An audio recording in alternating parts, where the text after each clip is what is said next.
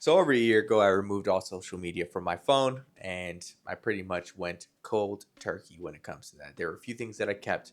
It was Facebook for Marketplace. That's something that I always use. Um, Reddit because I just can't get rid of that app, man. It helps me so much with so much stuff. That is my go-to whenever I have any questions. I do everything that a sane person does, which is go to Google, type in my question, and then type Reddit at the end. Right? That's the way that goes. I kept X just to keep up with news, even though I never really use X. And then YouTube. I do count YouTube as a social media platform.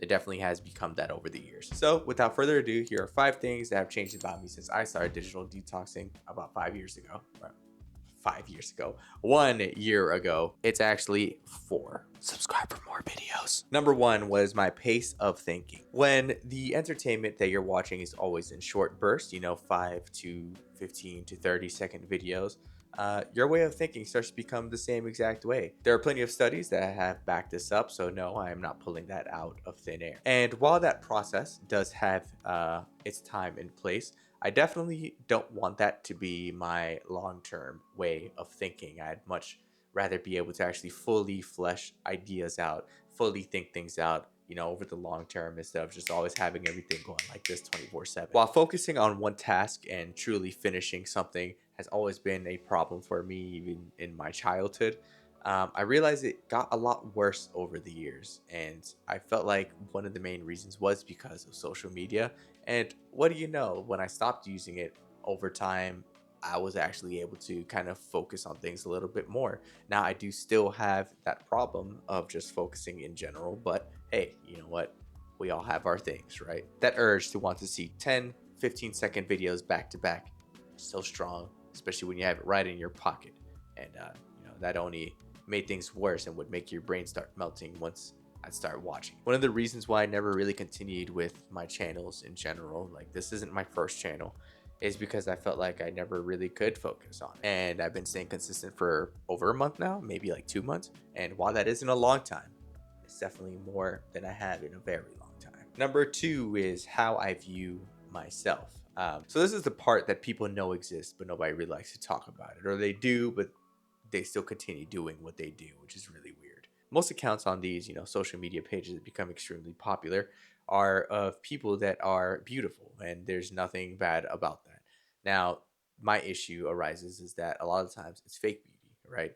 It's just surface beauty, is what I should say, not fake beauty. Both men and women on social media, a lot of them have these perfect facial structures. And if they don't, it's kind of like a model, that has weird features. It's not perfect, but it is perfect to view, if that makes sense. They have a super healthy lifestyle. They have an extremely fun lifestyle, the perfect one, some might say, and have nothing but great memories to share. They have the wealth, they have the happy lifestyle, and there's always something interesting going on.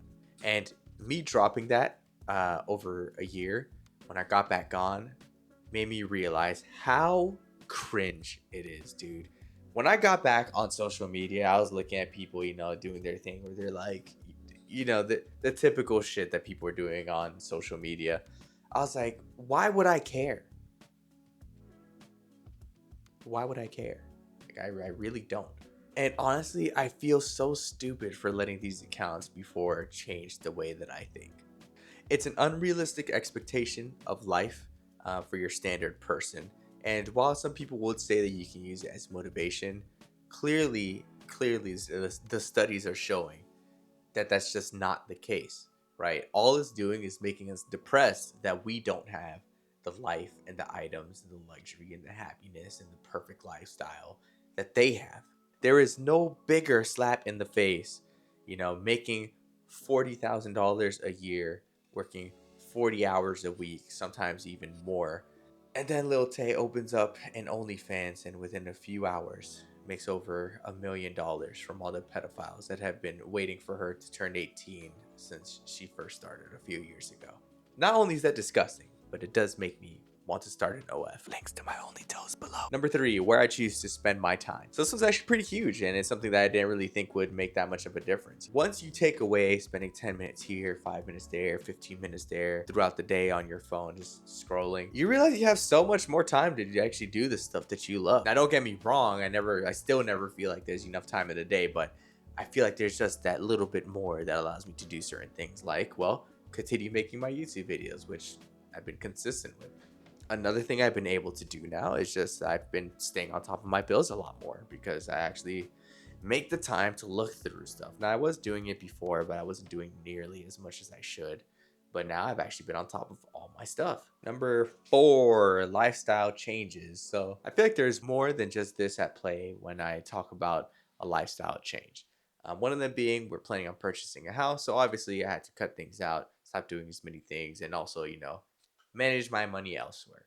But there is definitely a part of it that comes from disconnecting from social media. I feel like I no longer have to live life what the internet deems as living life to the fullest. I get to move at my own pace, at my own time, with my own reality, instead of focusing on somebody else's reality. What we see on Instagram and stuff like that, obviously it's real. It's not, oh, there are some AI things, but it is reality.